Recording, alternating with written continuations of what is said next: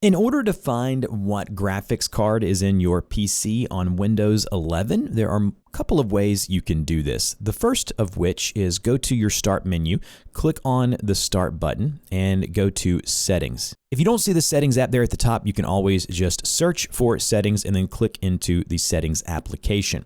Once you are here, you want to go to System, which is the second option down, and then scroll down to the bottom and go to About, which is Device Specifications. If you only have one graphics card installed, you should see the name of it right here where it says graphics card and then tells you the name. If you have multiple graphics cards installed and you can't see the names here, it's as easy as just scrolling down to the bottom of this page here.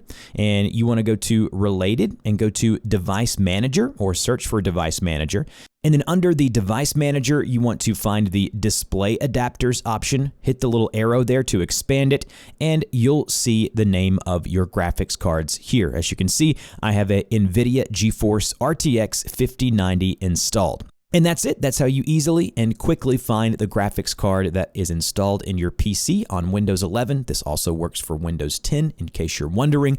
And if you have any questions, put those in the comment section below. If this helped, like, share, and subscribe, and I'll see you guys in the next video.